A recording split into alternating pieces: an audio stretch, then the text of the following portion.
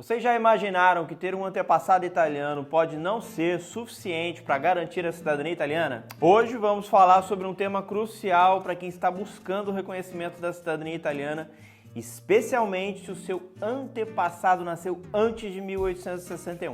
Essa é uma informação que pode mudar completamente o rumo do seu processo. Então fique até o final para entender todos os detalhes.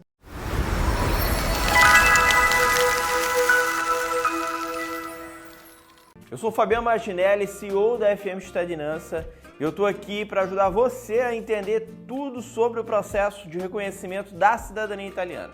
Aqui no canal você vai encontrar informações valiosas para quem está nesse caminho ou simplesmente quer saber mais sobre o assunto. Então vamos direto ao ponto. Vamos começar com um pouco de história, porque entender o passado é essencial para compreender o presente. A Itália, como a conhecemos hoje, é um país relativamente jovem. Até 1861, o território italiano era composto por vários estados independentes, como o Reino da Sardenha, o Reino das Duas Sicílias e o Estado Papal, cada um com suas próprias regras e governos. A unificação da Itália em 1861 foi um processo longo e complexo que deu origem ao conceito de cidadania italiana. Antes disso, simplesmente não existia uma Itália como nação unificada. Portanto, se o seu antepassado nasceu antes de 1861, ele era, na verdade, cidadão de um desses estados independentes e não de uma Itália unificada. Esse detalhe é crucial porque significa que a transmissão da cidadania italiana, como conhecemos hoje, não poderia ter começado antes de 1861. Isso pode ser um choque para muitos, mas é uma realidade que precisamos encarar ao buscar o reconhecimento da cidadania italiana. Agora que entendemos o contexto histórico, vamos falar sobre a transmissão da cidadania. Para que um antepassado possa ter transmitido a cidadania italiana, ele precisaria estar vivo durante ou após a unificação da Itália em 1861. Isso porque somente a partir dessa data ele poderia ser considerado um cidadão italiano. Se o seu antepassado faleceu antes de 1861, ele nunca foi cidadão italiano, o que significa que a cidadania não poderia ter sido transmitida aos seus descendentes. Mas, se o seu antepassado estava vivo durante a unificação, a história pode ser diferente. Ele pode ter se tornado automaticamente um cidadão italiano. E isso abre a possibilidade de que ele tenha transmitido a cidadania para as gerações seguintes. Contudo, provar essa linha de descendência pode ser um desafio. E é aí que a documentação entra como um fator decisivo. Quando falamos em cidadania italiana, a documentação é tudo. Para provar que você tem direito à cidadania, você precisará reunir uma série de documentos que comprovem a linha de descendência, desde o seu antepassado italiano até você. Isso inclui certidões de nascimento, casamento e óbito, além de outros documentos que podem confirmar que o seu antepassado não renunciou à cidadania italiana. E aqui vai uma dica importante. A obtenção desses documentos pode não ser tão simples quanto parece. Em muitos casos é necessário fazer pesquisas genealógicas detalhadas, tanto no Brasil quanto aqui na Itália, para encontrar todos os documentos necessários.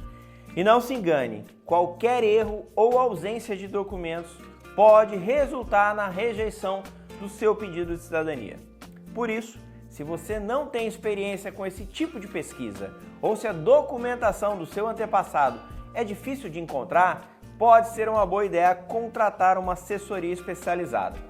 Uma assessoria pode ajudar a garantir que todos os documentos estejam corretos e que o seu processo de cidadania seja o mais tranquilo possível. Agora, vamos falar um pouco sobre as implicações de todo esse processo. Primeiro, é importante entender que a cidadania italiana, além de um direito, também traz responsabilidades. Uma vez reconhecido como cidadão italiano, você terá os mesmos direitos que qualquer outro cidadão italiano, como o direito de viver, trabalhar, estudar em qualquer país da União Europeia. Quanto ao alistamento militar, é verdade que desde 2005 o serviço militar obrigatório foi abolido na Itália. No entanto, com o atual cenário global de instabilidade, especialmente com tensões no Oriente Médio e até mesmo em países vizinhos da Europa, é importante estar atento às mudanças que podem ocorrer do dia para a noite. A situação pode mudar rapidamente e é essencial que os cidadãos estejam cientes dessas possibilidades. Além disso, o processo de reconhecimento da cidadania italiana pode ser longo e às vezes frustrante. As filas nos consulados podem durar anos e qualquer problema com a documentação pode atrasar ainda mais o processo. Por isso, paciência e preparação são fundamentais para quem decide entrar nesse caminho. Então, se você tem um antepassado nascido antes de 1861, é essencial entender essas nuances e estar preparado para os desafios que podem surgir. A cidadania italiana pode ser um direito seu, mas ela exige que você prove isso com documentação robusta e precisa. Espero que este vídeo tenha ajudado a esclarecer algumas dúvidas e a preparar você para o processo de reconhecimento da cidadania italiana.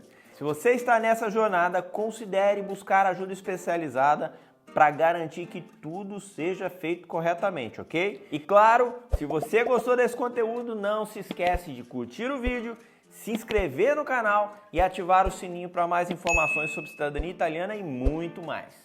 Grazie mille per essere qui, arrivederci e ci vediamo nel prossimo video.